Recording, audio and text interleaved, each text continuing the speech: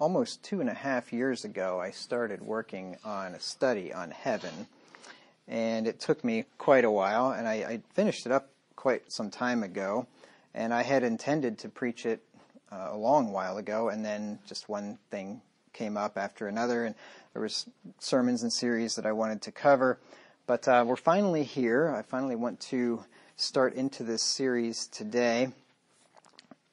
It's not going to be too long, probably, I'd say, better part of a year or so, something like that. So, and I'm not kidding, because I do have 92 pages of outline.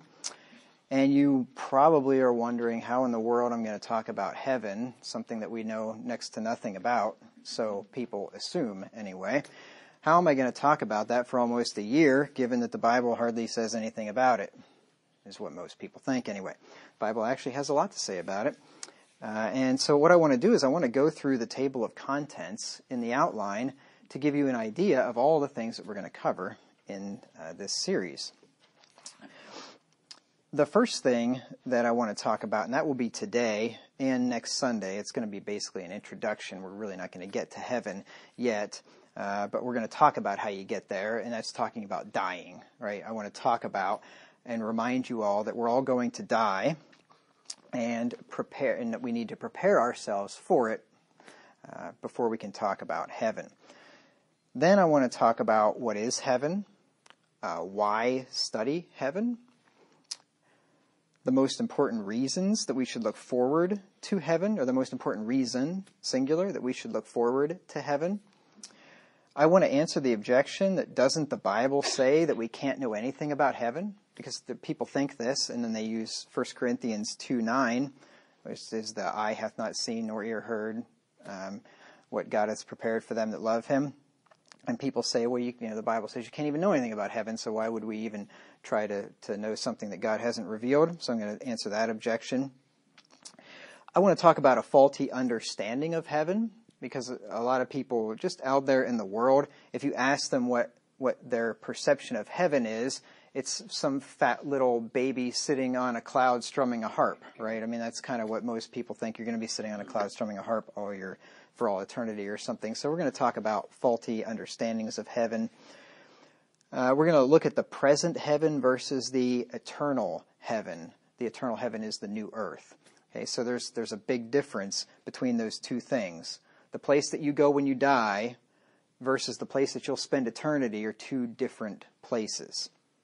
And we'll talk about that extensively in this series. I want to look at some basic facts about heaven, and I want to look at the nature of the new earth, the eternal heaven. And then I want to spend the rest of the time answering questions about heaven, both about the present heaven and the eternal heaven. And I have 60 of them so far, and many of them were submitted by you. If you'll remember, a couple of years ago or so, I asked you to give me your questions that you had about heaven and the afterlife. So a lot of these questions were submitted by you. Some of them I came up with on my own, and then a number of them I got out of Randy Alcorn's book called Heaven, and I've quoted from him quite a bit in this study. It was a good book, and I learned quite a bit from it, and so some of the questions that he covered I'm also going to cover. All right, so the questions are, where is heaven? Who is going to heaven? How many people will be in heaven? Do babies go to heaven when they die? Did people who died before Jesus came go to heaven? What happens at death? When one of God's own dies, does he enter the new heaven and the new earth? Is the valley of death a literal, actual place, or is it just symbolic? Does heaven really have pearly gates with St. Peter? Will we be judged immediately after death or at the final judgment at the resurrection? And that's a question that I've long pondered, and I think I finally have a good answer for you on that one. But does the judgment happen as soon as we die and go to heaven, or do we wait until the resurrection? Let's see, where was I? I lost my spot. What happens with people who are not God's children immediately upon dying? Will the very flesh of reprobates writhe in agony in eternal damnation? Somebody asked the question. It wasn't me, so we'll answer that one too. Where does the soul of the reprobate go at death? Have people died and gone to heaven and come back? Right? That's a common thing that we hear a lot about today. People dying, going to heaven, and then coming back and telling people what it was like and what they saw. Atheists dying and going to heaven and seeing their grandmother and coming back and becoming Christians and all this stuff. And I see these headlines about that. There have been books written on it and talk shows and all this stuff. It's very, very popular. We're going to talk about that.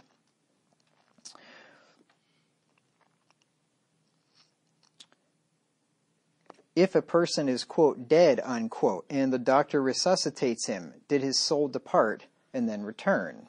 That's an interesting question. In what form will we be when we get to heaven? Body or spirit? Another good question. And there's some controversy about that as well. Will we have a body in heaven, in the present heaven, in the current heaven? Will we have a body? I'm going to talk about that. There is, like I said, quite a bit of theological controversy over that one. What age will we be in heaven? If you die at 95, are you going to be 95 for all eternity? If you die one day after conception, are you going to be a four-celled person for all eternity? If you died at 1 year old, are you going to be a baby for all eternity? All right, so what age will we be in heaven? What sex will we be in heaven? There are some people that believe that we're all going to be men. Men and women here will all be men in heaven. People believe that. We're going to look at that question. Is the present heaven a physical place? Is it an actual, is there like physical things there? Is it all just spiritual and all, that metaphysical? Will there be time in heaven? Will there be day and night in heaven? Will we not sleep or need to sleep in the new earth? What is life like in the present heaven? What will we do in heaven? That's a common question that everybody has. What are we going to do there? We'll talk about that. And then as part of that question, I'll answer the question, will we spend all eternity only worshiping and singing and praising God? Is it going to be nothing but an endless church service? And then I'll look at some of the things that we will do, like worship God, serve God, rest, work, build houses, eat, drink, enjoy time with each other, learn about God. All of those things we'll do in heaven. Next question, will we interact one-on-one with God? Which is an interesting question, because there's one God and there's millions or billions of his elect. Are we going to have any one-on-one time with God, or is it just, we might see him once every 100,000 years or so and that's it? To what extent do those in heaven enjoy it currently? Will we continue to learn in heaven? Will we continue to pray in heaven? What does our behavior in this life affect what we do or where we live in heaven? Will there be governments in heaven? Will there be a hierarchy of authority? Once we are in heaven, can we work to improve our station? Will we have jobs and work in heaven? Will there be money in heaven? That's an interesting question, because if you don't have money, it's kind of hard to conduct commerce and things. And if you build things, is it just still going to be all barter, or will there be money there? That's an interesting question, at least for me, because I'm interested in economics and things like that.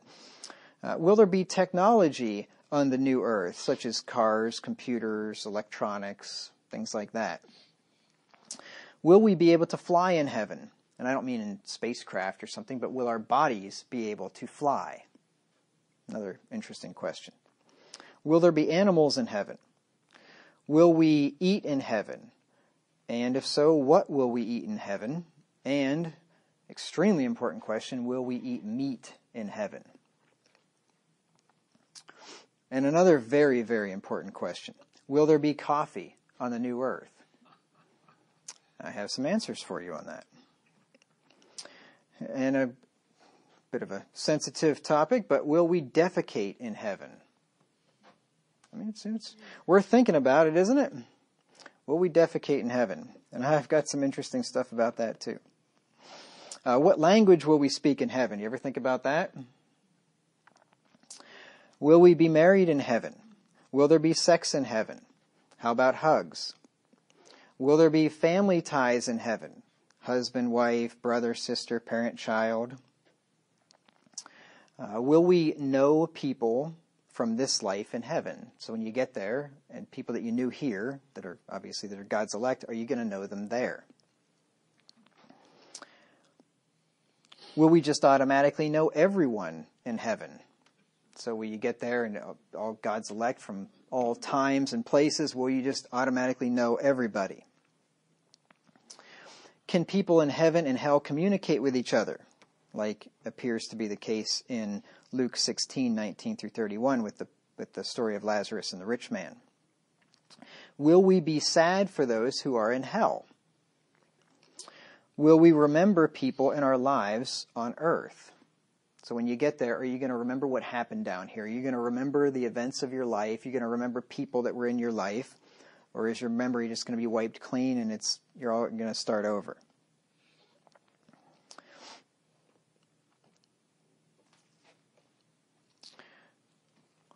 Will we know what is going on down on earth?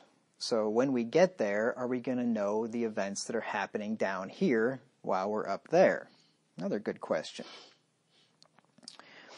How can it be heaven if we are aware of bad things happening on earth? So I kind of answered the previous question with the next question. So if we do know about bad things happening down here, is it still heaven? Will there be a literal new earth? Will heaven be like what earth was before the fall? What will the new earth be like? What will the new Jerusalem be like? Is heaven a giant city, or is there countryside as well? Will there be nations on the new earth? After the resurrection, will we live in heaven or in the new earth? Where will God be? Is he going to be in heaven or on the new earth? Are we going to see the Heavenly Father and the Holy Spirit in spirit or in flesh? What will our resurrected bodies be like? Will we have scars on our resurrected bodies, which we have on our current bodies?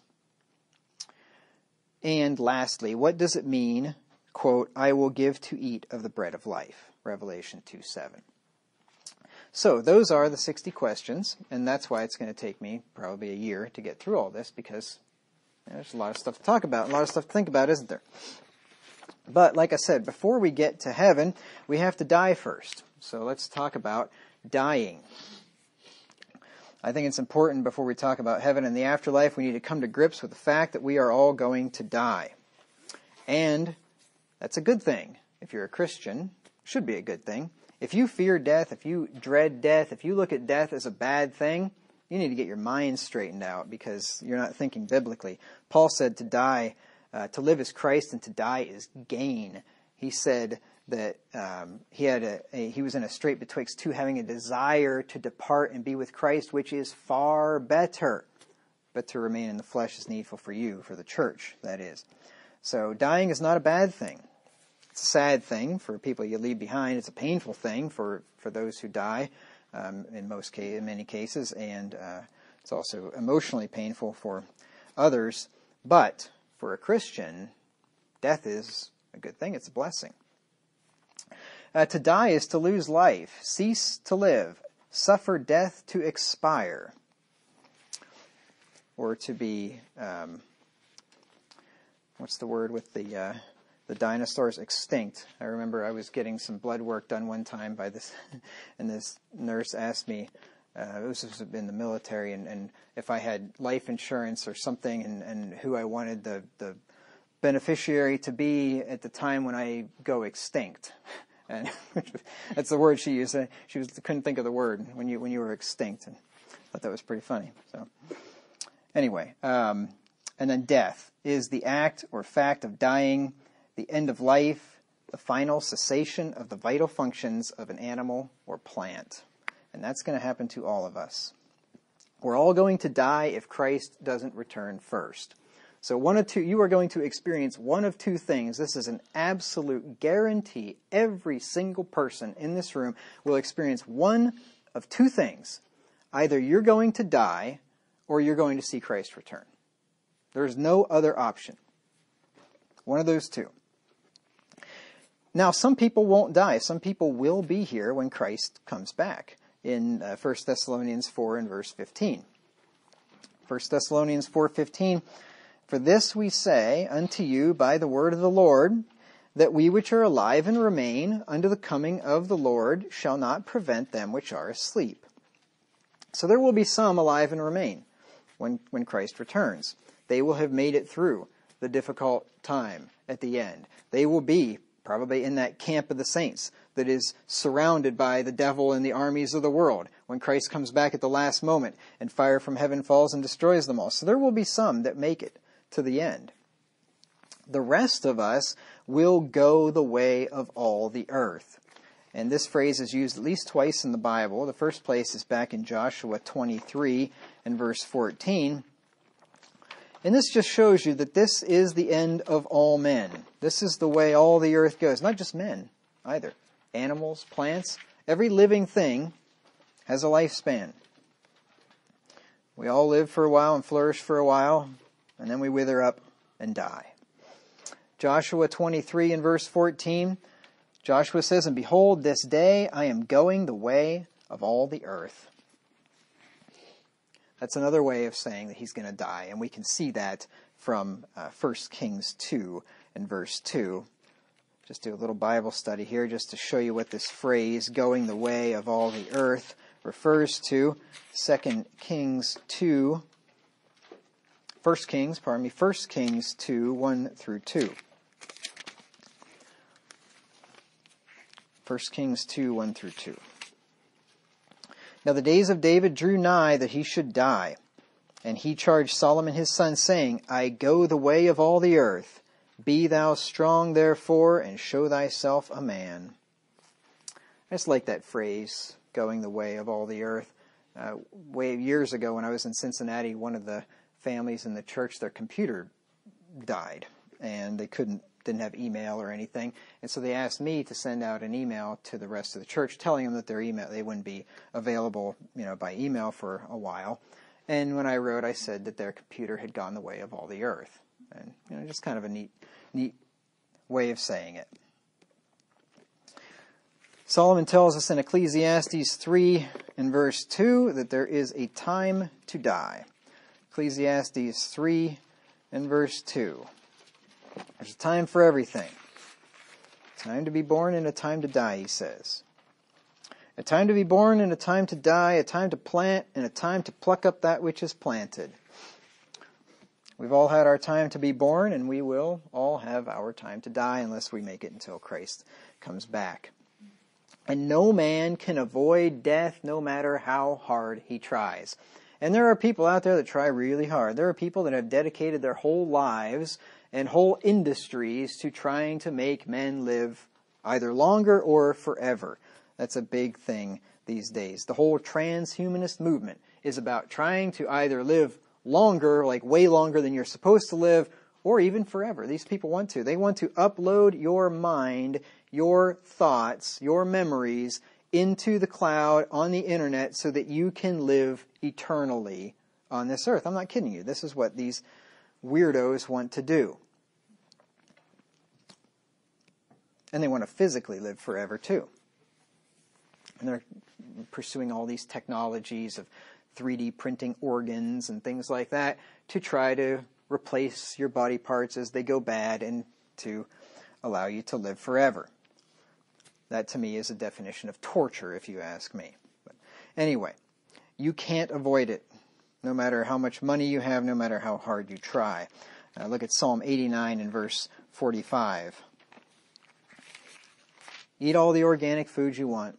Eat all the fresh fruits and vegetables you want. Take all the supplements you want. Go to the doctor once a day if you need to. Whatever you want to do. Take all their pills, all their pharmaceuticals, and whatever. Do anything that you can possibly think of. Exercise for 23 and a half hours a day. Whatever you want to do. And guess what? You're going to die. And chances are, you know when you're going to die? Between 70 and 80. You know why that is? Because that's what God says is going to happen to the majority of people. Every once in a while, people live up into their 90s, and some people live, up into their hundreds. But for the most part, no matter what you do, you're going to live 70 to 80 years. You could make yourself miserable trying to live longer than that, or you could just accept the fact and enjoy your life and not be extreme about everything that you do. That's just my advice, but do as you like. Psalm 89 and verse 48. What man is he that liveth and shall not see death? Shall he deliver his soul from the hand of the grave? Selah. That is what you call a rhetorical question. Two of them there. What man is he that liveth and shall not see death? The answer is none. Nobody's going to live and not see death. Shall he deliver his soul from the hand of the grave? Not a chance. Not a chance. Doesn't matter what you do. Now, I'm not saying that we shouldn't exercise, that we shouldn't eat well. I do those things myself. And try to give yourself a decent quality of life while you're here. Now, there's nothing wrong with that. That's a good idea. But to try to extend your life, I've said it before, but I just find it so sad. I mean, when I hear about people diagnosed with terminal cancer or something, and I'm going to fight it till the end and take all the chemo, radio, whatever. And it's like, man, give it up. I mean, you just got diagnosed with terminal cancer. I mean, I just don't understand this hanging on and clinging to life no matter what. And it's just weird. But I guess we're in a post-biblical, post-Christian society, and that's how people think today. A lot of them anyway. Ecclesiastes 8 and verse 8. It says, There is no man that hath power over the spirit to retain the spirit, neither hath he power in the day of death. And there is no discharge in that war. Neither shall wickedness deliver those that are given to it. No man has power over the spirit to retain the spirit. That's referring to death. Because remember, it says, as the body is without the spirit, so faith without works is dead. As the body without the spirit is dead, so faith without works is dead, James tells us. And we remember Rachel, Jacob's wife, when she was giving birth to Benjamin, and it says when her soul was in departing, for she died. Right? That's what happens. When your soul and your spirit departs your body, it dies. The soul and the spirit is the life principle, the life-giving principle of your body. And when it's gone, the body's dead. No man has power over that. You cannot retain that thing no matter how hard. You could try to grasp onto it and not let it go. It's not going to work. When your time is up, it's up.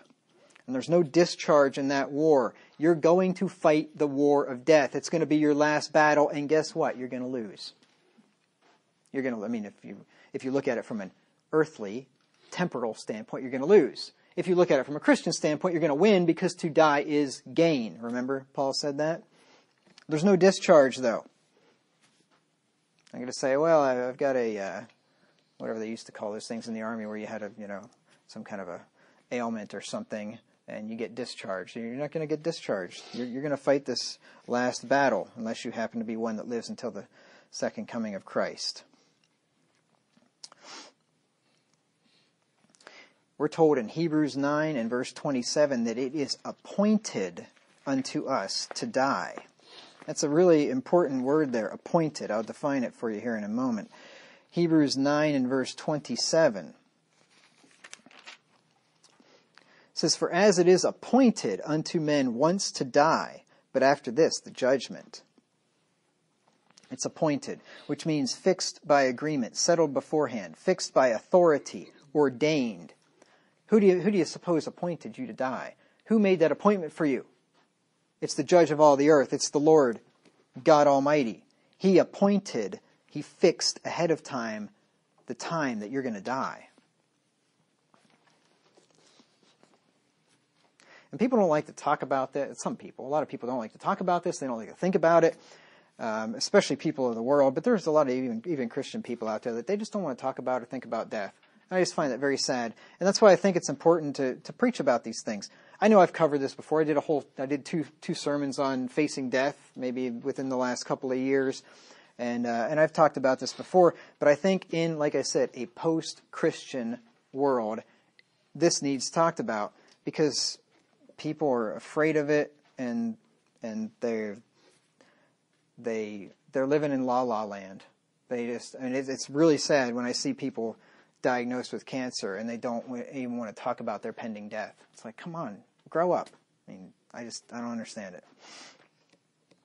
So people need to hear this. We have an appointed time on this earth. Job 7 and verse 1. Job 7 and verse 1.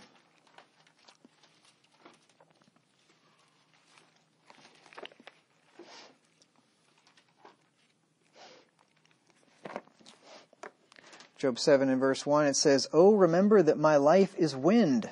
That's how short it is. So we'll get to that near the end of the sermon. "Remember that my life is wind. Mine eye shall no more see good."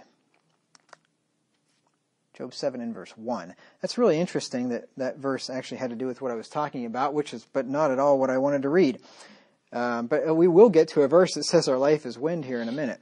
But Job 7 and verse 1 says, "Is there not an appointed time to man upon earth? Are not his days also like the days of an hireling?" Again, more rhetorical questions. And you start reading through the Bible, you'll notice that there are a lot of rhetorical questions. The answer to this is obvious. Is there not an appointed time to man upon the earth? Yes, there is.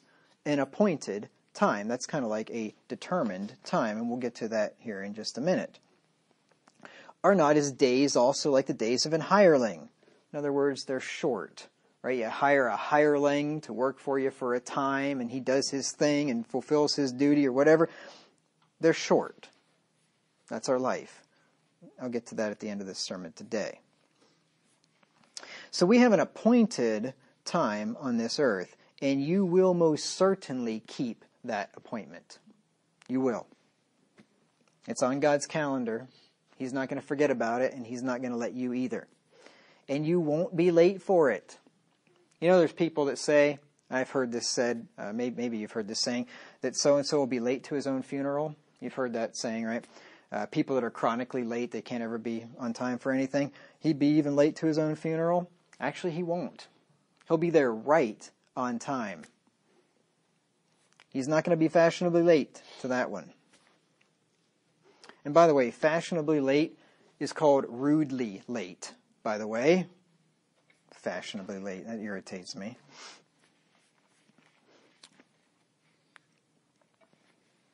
The number of our days are determined, and God has appointed bounds that we cannot pass.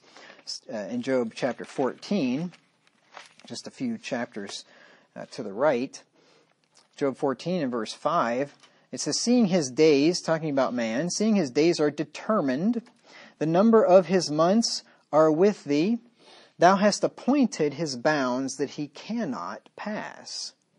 Determined and bounds and appointed. You got three words there that tell us all the same thing, that God has fixed ahead of time how long you're going to live, at least the end point. You could check out early through stupidity, and I'll talk about that. But he's set the end point. You're not going to go past the end point, no matter what you try.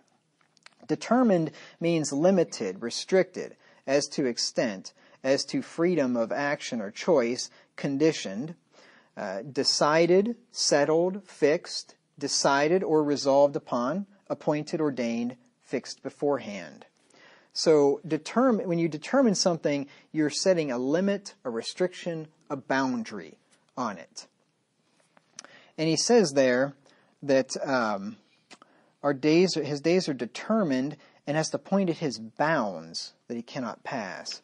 A bound primarily is a landmark indicating the limit of an estate or territory. Now that was out of use in 1300. The next definition is the boundary line of a territory or estate. Generally, it's a limit or boundary that to which anything extends in space. Now, of course, this is a more physical, natural definition. We're speaking figuratively here when it comes to life, but the idea is the same. You have a boundary of your property. That's where your property line ends. That's where you have no right to go beyond. You're trespassing on somebody else's property when you go beyond the bound of your own, right? Well, God has set bounds and limits on the length of our lives. And you're never going to transgress that. Remember, we've already seen Ecclesiastes 8:8 that no man hath power over the spirit. You're not going to God set that outer bound, and you're not going to live past it. It won't be extended. Unless God decides to extend it. You know, like King Hezekiah. King Hezekiah got news that he was going to die at a relatively young age, only 30, 39 or something like that. And he asked the Lord for more time, and the Lord gave him 15 years. But God can move the bounds if he wants, but you can't move the bounds, no matter what. Now, you may end your life early through suicide or foolish living, but you will never extend it beyond your determined time. So yeah, I do believe you can end it early, but you're not going to extend it past what God wants. In Job 30 in verse 23, Job referred to death, or the grave in other words, as the house appointed for all living. Job 30 in verse 23. It says, "For I know that thou wilt bring me to death, and to the house appointed for all living." The house appointed for all living, I would say in context, is the grave. That's going to be your house. Every one of us is going to be brought to that house. It's been appointed to every living person. It's your resting home, I guess you could say, if you want to think about it that way, for the body, not for the soul and the spirit, but for the body, until the resurrection. Now, God has determined the time of our lives. He set the bounds and limits on it. But nobody knows that time. Nobody knows when the time of his death is.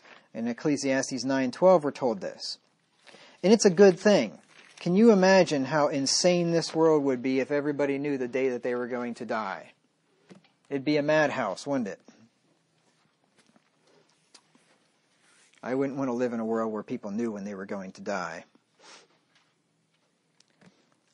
For the majority of people, there would be no more inheritance, that's for sure. People would blow it all. They'd spend the last penny on the last day that they died and not worry about anybody else. Ecclesiastes 9 and verse 12. It says, "For man also knoweth not his time, as the fishes that are taken in an evil net, and as the birds that are caught in the snare, so are the sons of men snared in an evil time when it falleth suddenly upon them." We don't know our time. You don't know when that snare might catch you. You know, it might not. You don't know when you fall into that pit. It's known only by God. So we should therefore live each day as if it might be our last. That's a good way to live. We don't think about that until we hear a sermon about death and heaven, and then we think about it for about 10 or 15 minutes, and then we forget about it again until the next sermon. But we should, and I say we, because myself included, I don't do this either. I should, but, I'm just human. We should live every day as if it was our last. And if you did that, you'd be a lot better person, wouldn't you? Now, on average, men live to be about 70 to 80 years old. Let's turn to Psalm 90 and verse 10. This is one of the reasons why I picked this as our morning scripture reading this morning. Psalm 90 and verse 10. Now, there were different times throughout biblical world history. Men did live to different ages. You read about the people before the flood, Adam and Seth and Methuselah and Lamech and Noah and all those people. They lived, many of them, well up into their 900s. After the flood, things changed. Atmospheric conditions, or who knows what. Something changed, obviously. Oxygen levels, or, there was some reason, I'm sure. Maybe the Lord just changed man's lifespan. I don't know. But after the flood, it started to dwindle off. But it didn't happen immediately. It wasn't like after the flood, people just lived to 70 to 80 years. Or even 120 years. People lived longer, and then you just look at the ages, and they slowly began to get closer and closer to that 70 to 80, and that's where we've leveled off at. But Abraham lived 175 years, I think. I think Isaac lived 180 years, right? So people were still living a long time, getting down, to what is now normal. But now, and it's been this way for thousands of years, this was a prayer of Moses, the man of God, so this would have been written 1,500 years before Christ. Okay, so you're talking 3,500 years ago. People have been living 70 to 80 years. Don't listen to these liars out there that tell you that before modern medicine, average age was 40 or 35 or something. That is just a bald-faced lie. And the only reason they have that stupid statistic is because they include infant mortality in it. So you have a bunch of babies that die, and when you put those into the statistic, it brings the whole average way down. It's the dumbest thing. Just when you read old books, look at your hymnal. Go through your hymnal and look. And guess what? The majority of people live to be 70 to 80. It's always been that way. Now, granted, there were, infections that could take you out when you were younger, and people did die. Individual people, once in a while, would die younger in those days. But on average, people have always lived 70 to 80 years, and they always will. And as a matter of fact, lifespan now, over the last couple of years, is going down. It had been inching up a little bit. It's now going down for the first time in, decades. I forget how long. Now lifespan in America, anyway, is heading back the other way. Is it any wonder, the way that people eat, the way that people are medicated with all these pharmaceuticals, their whole lives, and no wonder lifespans are heading downward. But anyway, where was I? Psalm 90 and verse 10. It says, the days of our years are 80 years and 10. That's 70. 80, 3 20s is 60 plus 10 is 70. And by reason of strength, they be 80 years. Yet is their strength labor and sorrow. For it is soon cut off, and we fly away. So 3,500 years ago, it says a prayer of Moses, so I'm assuming that Moses wrote this, if the superscription there is right on the Psalms. Even if Moses didn't write it, if it was the Psalm of David or something, you're still talking 3,000 years ago, roughly. So, 3,000 years ago, people were living 70 to 80 years. And with all of the advancements in technology and medicine, the average age in the U.S. is still like 77 or something like that. With everything that men have tried, they still haven't been able to get past that 80 on the average.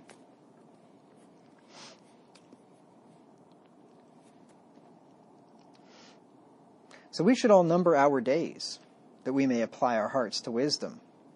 Because 70 to 80 years seems like a long time when you're Braden's age, right? When you're young, when you're in your 20s, 30s, even 40s.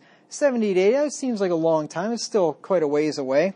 But you talk to anybody that's old, we got some in this room, they could tell you. You talk to some elderly people, I'm just being mean now, but anyway, talk to some older people, and they'll tell you it goes by very quickly. I mean, just use your own experience. I'm 40 years old. 40 years has gone by really quickly. In some ways, it just seems like no time. Like, where in the world? How did I get to be 40 years old? And it's the same. I've been told it's the same way, whether you're 70 or 80 or 90. It's just, where did time go? It's just gone. Right? It goes by very, very quickly. Unless you're waiting at line at the DMV or something. But other than that, it goes by pretty quickly. Turn with me to just down a couple of verses to Psalm 90 and verse 12. It says, so teach us to number our days. So he's saying this based on what he just said there, that our years are 70 to 80, and then we're cut off and fly away. So teach us to number our days, that we may apply our hearts unto wisdom. Because, you don't have that long. And the longer you live, the less time you have left. And so you want to number those days that you might apply your heart to wisdom. Wayne, you've got 1 year left, maybe. 70 years old. 1 year. You got 1 year. You could be dead and live a full life. You know that? David was said to be very old. At 70 years old when he died, you got less than 1 year left. Number your days. Apply your hearts to wisdom. You got 2 years left. You got, 8 or something, right? Number your days, all of you, every one of you. Doesn't matter how old you are. You don't have that much time left. You better get serious about applying your hearts to wisdom. Look at Ephesians 5 and verse 16.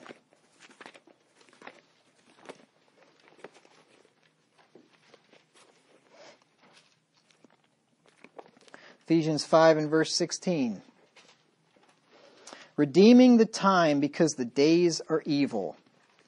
Which kind of goes right along very well with what Moses said there in Psalm 90 and verse 10 when he said, yet is their strength, that's the strength of our years, yet is their strength labor and sorrow. You got 70 to 80 years, and the strength of those years is labor and sorrow. And anybody that's lived a few years in this life can attest to that. There's some good times, there's some happy times, but there's plenty of sorrow. There's plenty of laborious times in this life. Redeem the time because the days are evil.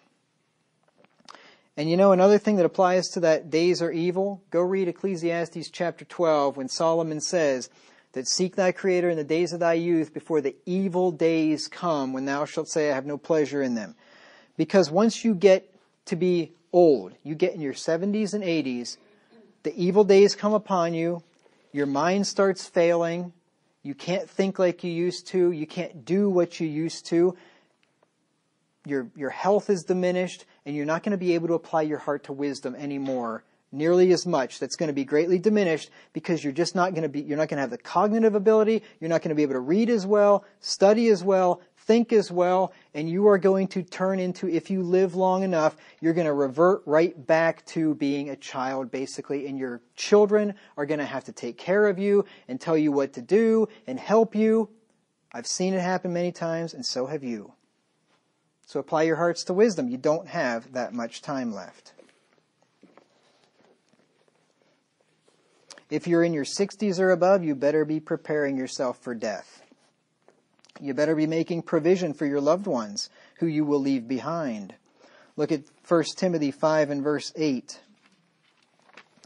1 Timothy 5 and verse 8 says, but if any provide not for his own, and especially for those of his own house, he hath denied the faith, and is worse than an infidel. That's a serious charge, not providing for one's own. So men, do not leave your wives destitute after your death. You better be providing for them for after you die. It is selfish and irresponsible to not leave your wife with enough money to take care of herself after your death. And I've seen this happen. I've seen preachers do this. I've seen preachers, I'm thinking of one in particular, die and leave his wife destitute. Leave his wife with nothing. And that is reprehensible. Reprehensible. Men, your wives may outlive you by years or even decades. And I've seen it happen. My grandmother Wagner outlived my grandpa by almost 19 years. My grandma Beery has outlived my grandpa Beery by almost 28 years and counting. Your wife could outlive you by years or decades, and most women do. Most women outlive men by quite a number of years because typically men get married later than women, so there's already an age gap, like Seth and I and other people. There's an age gap, and women live longer than men. So chances are men die, and then a woman lives another 5, 6, 8, 10, 20 years. Happens all the time. So you better make sure to leave her with as much money as possible to provide for her needs. Your responsibility, men, husbands, to provide for your wives doesn't end when you die, it ends when she dies. And that may be 20 years from now, 20 years from your death.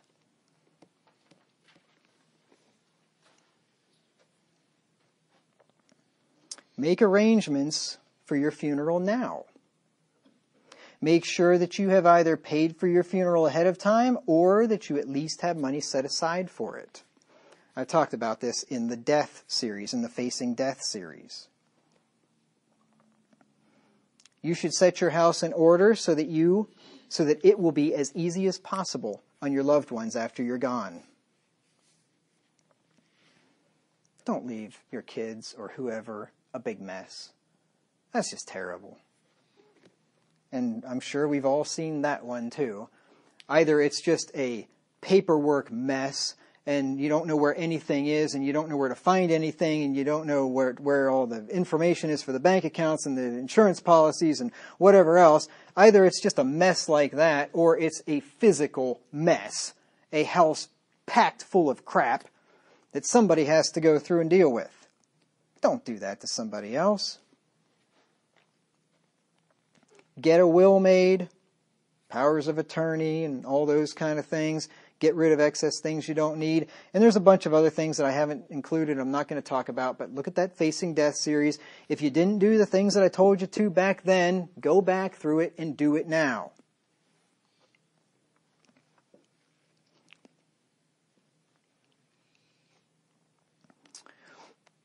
Because life is short. Let's turn to Job 14 and verse 1. We're going to get to heaven here soon. Talking about heaven here soon, after the week after next, I think. But for now, you're going to have to get your toes stepped on again. I stepped on Carrie's toes this morning, literally, and then said, as a pastor, I'm used to stepping on people's toes, normally in a figurative sense. So poor Carrie got her toes stepped on physically and literally this morning. Or physically, whatever. Yeah, physically and figuratively. There we go. Job 14 and verse 1. Man that is born of a woman, that's all of them in case you wondered. Man that is born of a woman is of few days and full of trouble. That verse right there pretty much sums up life, doesn't it? Few days and full of trouble. 70 to 80 years is few days in the big grand scheme of things, right? When you're looking at things like God looks at them, where a day is like 1,000 years and 1,000 years is like a day. Yeah, your 70 to 80 years down here is absolutely nothing. It's few days, but it's full of trouble.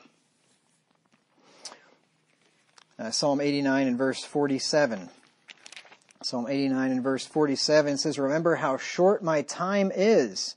Wherefore hast thou made all men in vain? Life kind of feels that way sometimes. It feels like it's vain, like it's just a big exercise in futility, doesn't it? You just read through the book of Ecclesiastes. That's what Solomon felt like. He just kept saying, vanity of vanities, all is vanity. And Solomon tried everything, and he was rich, and he was wealthy, and he had all of the enjoyments and entertainments and all the things that you could ever ask for, and yet he still found it to be vain. Wherefore hast thou made all men in vain? Well, there's an answer to that. God hath made man upright, but they have sought out many inventions. See, God didn't make man in vain. God made man very good. Man sought out many inventions. Man sinned. Man brought this on himself. But our time is short, like the psalmist said there. The end of your life will be here before you know it. And for some of you, the end of your life will be here and you won't know it. You'll just die in your sleep, maybe. Happy for you. I've seen that happen too. I'm sure all of you have. I've known a number of people in my life who just died in their sleep. Never get to say goodbye. It's pretty sad. It's sad for us. Not sad for them. That's the easiest way ever to go, but it's sad for us. Our life on this earth is so short that it's called a vapor in James 4 and verse 14. James 4:14.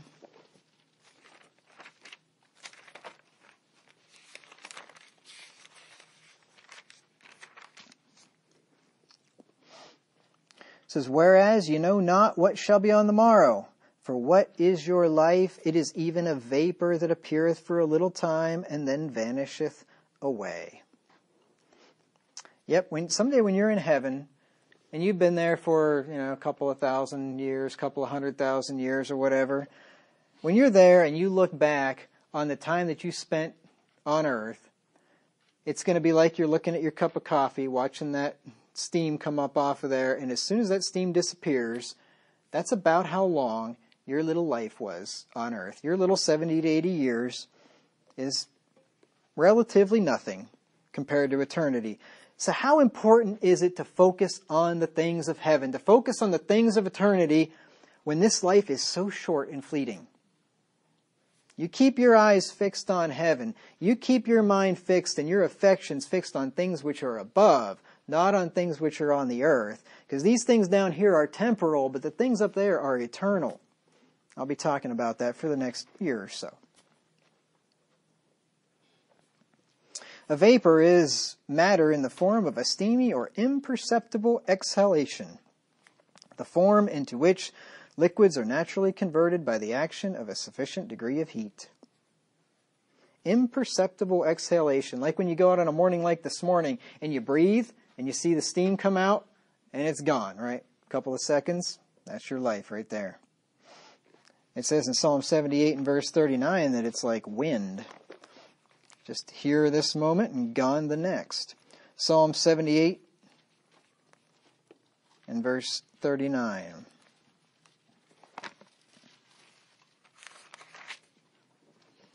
For he remembered that they were but flesh, a wind that passeth away and cometh not again. Just here for a moment. And all flesh soon withers like grass and fades like the flower. We're told this in Isaiah 40, verses 6 through 8. Isaiah 40 and verses 6 through 8. A voice said, "Cry." And he said, "What shall I cry? All flesh is grass, and all the goodliness thereof is as the flower of the field." That's what I'm crying right now. I mean, I'm not really yelling, like as far as that goes, but I am crying out to you in a sense, that telling you that your life is short. All flesh is grass, and as the goodliness thereof, and all the goodliness thereof is as the flower of the field. The grass withereth, the flower fadeth, because the Spirit of the Lord bloweth upon it. That's when your appointed time comes. He blows upon it, you're gone. Surely the people is grass. The grass withereth, the flower fadeth, but the word of our God shall stand forever. Yes, just like happens every fall. The grass withereth, the flower fadeth. You're just going to shrivel up and die one of these days, just like the plants you see out there. And soon you'll be cut off and you'll fly away. Let's go to Psalm 90 and verse 10 for the last verse for today. Psalm 90 and verse 10. Psalm 90 and verse 10, "For the days of our years are 80 years and 10, and if by reason of strength they be 80 years, yet is their strength labor and sorrow, for it is soon cut off, and we fly away." The silver cord will be broke, and the golden bowl will be broken, and the silver cord will be loosed, and then our soul and spirit will fly away to our home in the heavens. And then someday we'll be rejoined with that body at the resurrection. So that takes care of the sermon today. I do want to sing, first song, I didn't tell you ahead of time, "I'll Fly Away," number 363. But anyway, that takes care of today, and we will pick it up again next week, Lord willing. Just a quick note at the end of the sermon. The most important thing a believer in Jesus Christ can do is to be a member of one of God's true churches. If you're not already a member of one, go to pastorwagner.com/churches to see if there is a true church or other believers of like faith near you. That's pastorwagner.com/churches.